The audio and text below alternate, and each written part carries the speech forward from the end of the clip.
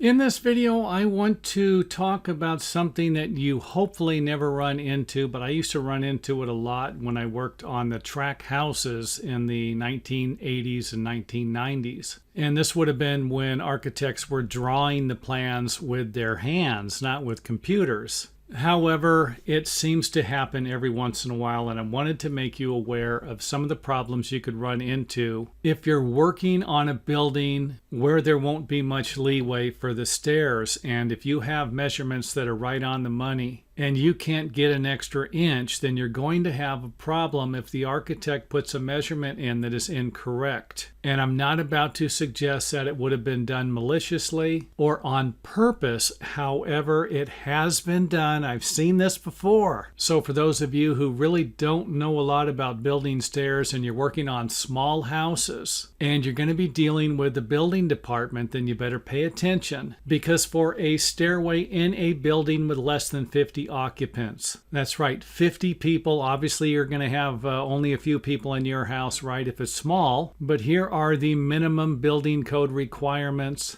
for that type of stairway, and that's going to be 3 foot for the landing, 3 foot for the width of the stairway, and usually going to be 10 inches for the stair treads. But, and this is very important, you will need to check with your local building department to verify those measurements, because your building department might have a 9-inch minimum distance for the stair treads instead of a 10-inch minimum distance. So with that information, you can see here where we are at the bare minimum for this particular stairway. And since all of these measurements here are right on the money, we can get a pretty good idea that this is going to work out. However, this is not going to be the case if you have a smaller measurement here than it should be. So for those of you who are paying attention, you're going to need to double check all of the measurements in between the wall framing and have a pretty good idea what those measurements are going to be after the stairway is finished. Now, this is where it gets tricky, because some building inspectors are going to be looking for finished measurements. For example, up here you might not have a problem, because if they put a 1/2-inch sheet of drywall here and then add 3/4 of an inch in carpeting or wood flooring, then you're not going to have a problem. But that's not going to be the case down here when you add a 1/2 inch of drywall and then come over here and then add 3/4 of an inch of carpeting or finished flooring. So if you are looking for finished measurements, then something like this might need to be a little wider. Next up, let's go ahead and take a look at what the stairway might look like if you build it this way, or even this way where you split the difference in the landing. Or in some cases, you might try to outfox the building inspector by giving them the 3 feet on the bottom and then giving them the 3 feet on the top, but taking it out of the treads. And of course, to make up the 2 inches, you will end up with 9 stair treads at 9.77 inches or 9 3/4 of an inch stair treads. However, with each one of these scenarios that I have just provided you with, none of them are going to work if you have a sharp building inspector or if you're worried about building a stairway that's going to meet local building codes. And this is where it goes back to make sure that you get the building designer involved in it. And if you're the building designer and you end up taking all of the responsibility for doing either one of the previous 3 scenarios I just provided you with, and somebody falls down this stairway, you could be losing everything that you own in a lawsuit. Now, for those of you who might have a difficult time wrapping your mind around what this stairway might look like, then let's go ahead and take a look at it here. And here we have our 3-foot wide stair landing with 10-inch treads going all the way up